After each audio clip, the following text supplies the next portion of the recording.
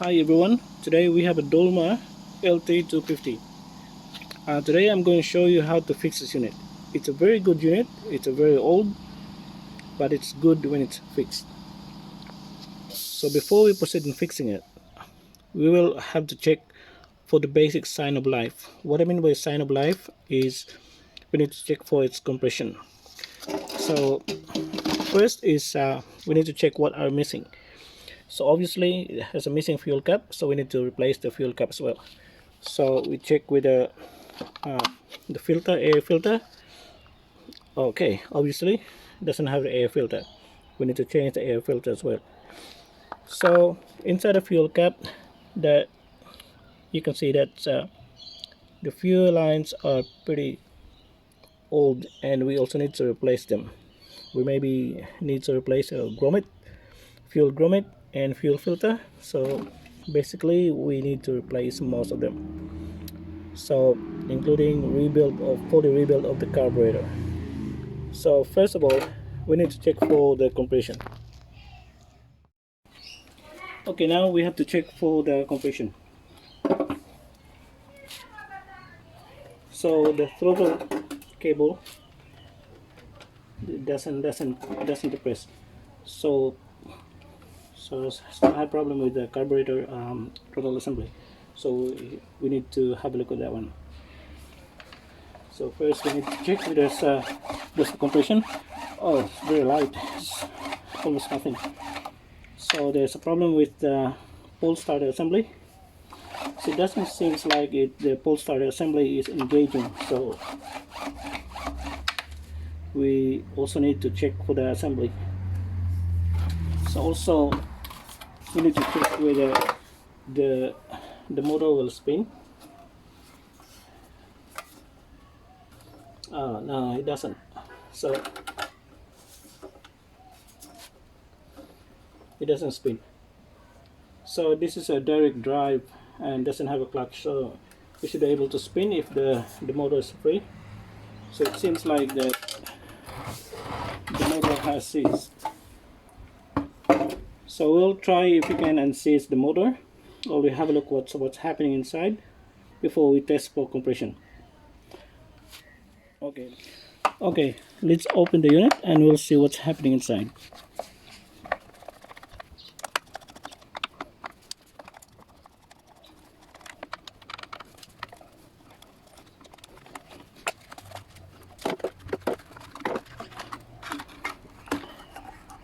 Okay, let's take this fuel line. It's pretty much too much corrosion inside. So this pole lever, it just doesn't respond because it just, you can see there's too much corrosion develop inside, because this one was sitting under the sun, under the weather, under the rain, so it's pretty much subject to all the weather.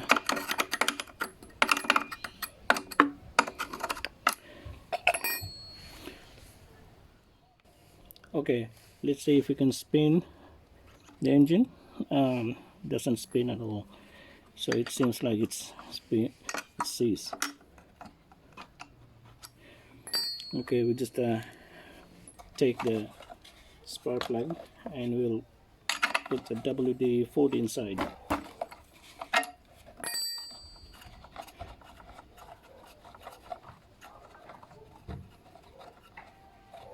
Just to get a little bit of lubrication.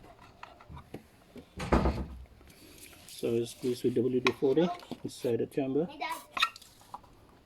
Hey Dad. Hey Dad. Hey Dad. Hey Dad. Hello son, how are you? Okay, so Oh, a pumpkin. Oh there. yeah. Hello. Me too. Okay, first of all, Yeah. sorry about my son is body doya. What of your dia? What of your dia? Don't touch it. Okay. Money to it. We'll try to use impact wrench to spin the.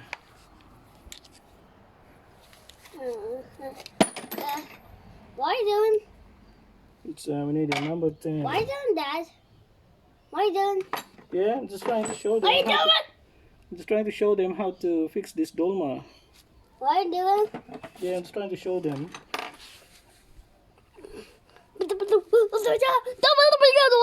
Son. Dad? Okay. Hey, Dad. Now we'll try to become spin this. Hey, Dad. Yeah. Yeah. Go spin. Don't move the camera. Okay. There we go. Okay. So this spray this with WD-40.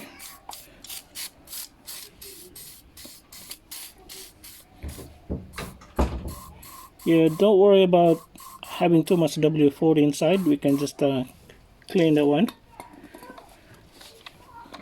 So we just spin this with the impact wrench. Using the impact wrench is better because if the engine is really seized, so it won't break the conrod. So this is lighter than the bigger impact wrench. So just to gradually spin the engine.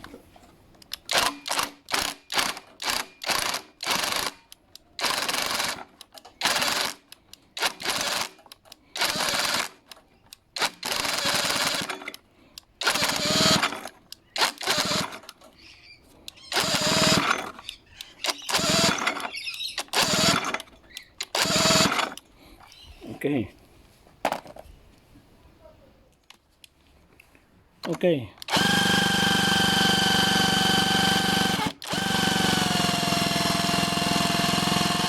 So what I'm doing here is I'm just trying to loosen the engine.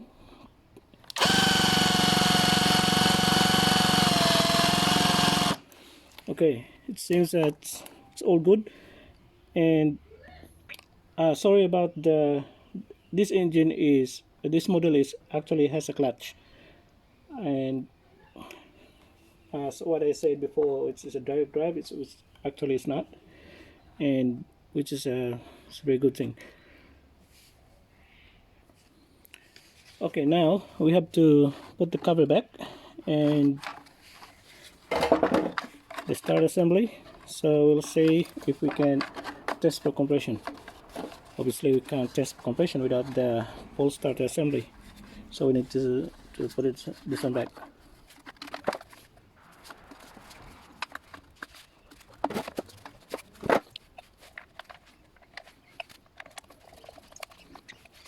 So we don't have to put all the screws back. At least there's 3 enough to hold the back cover, so we can start the engine.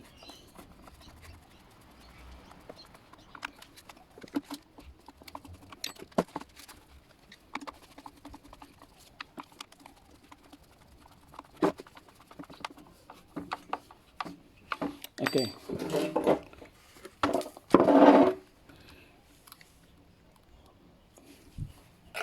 Okay, we have.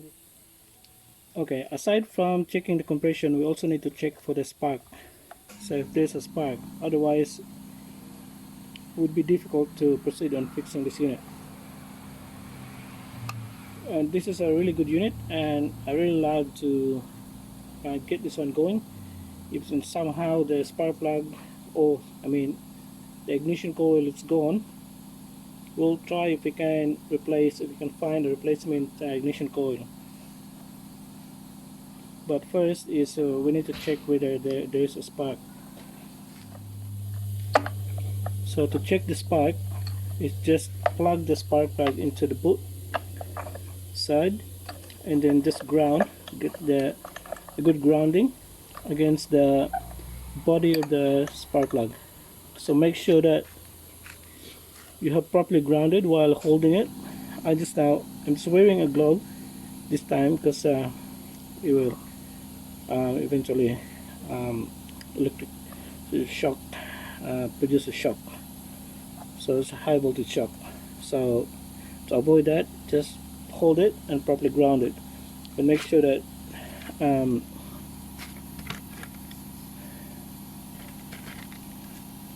we'll see a better, you can see the spark.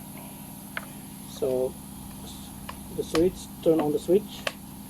Yeah, all good.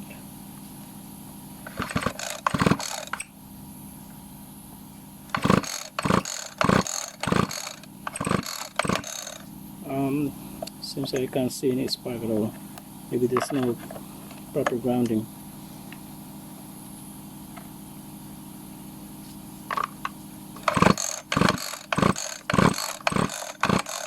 So there's no spark.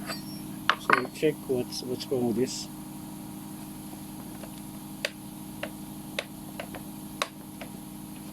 One of the problem with the spark is the switch. So we'll make sure that that switch is not shorted.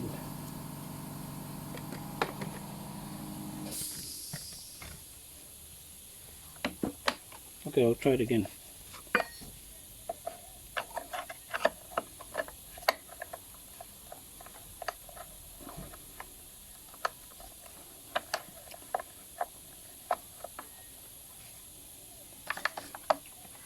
Oh, sorry, I'm just joking. Still no spark.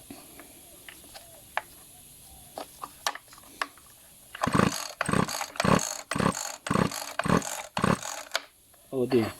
Okay, I think we have to end up here. So that's why this wire here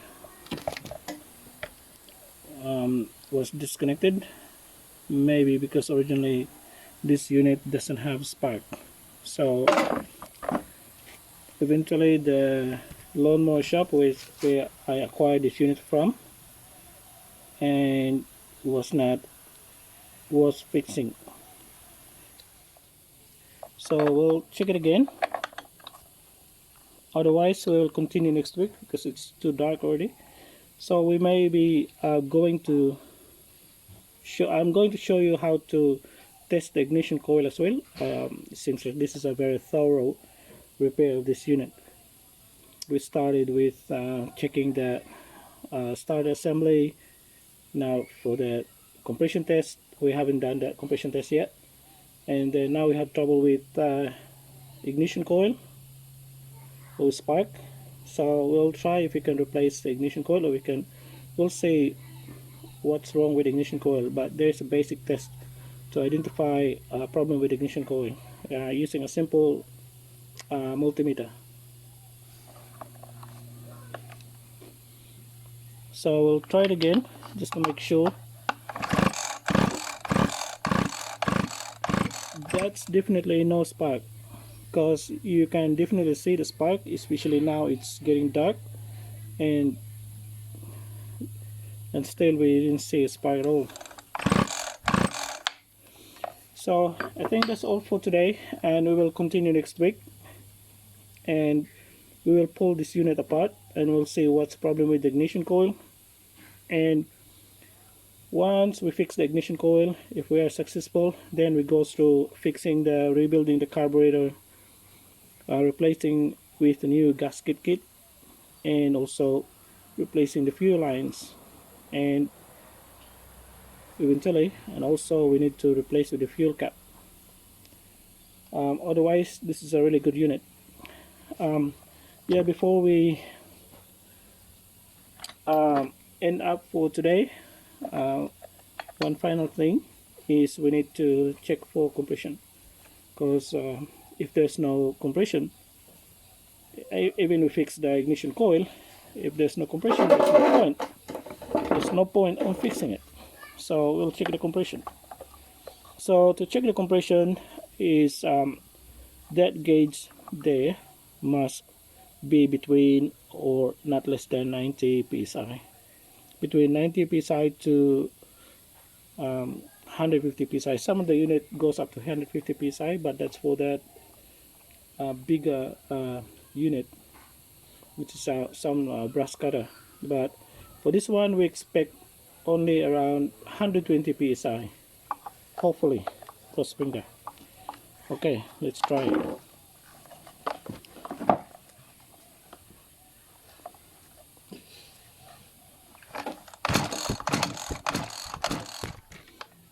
There's a little bit of slippage on the, what do you call this, the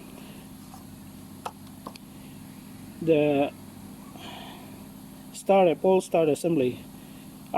It's no problem with that, we can fix that later, but for now we have to make sure that after a couple of pulls we need to get over 100 psi.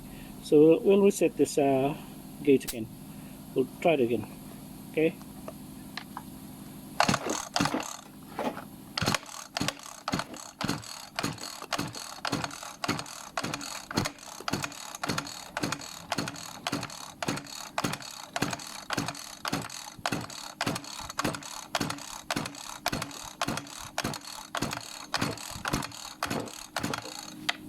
Okay, so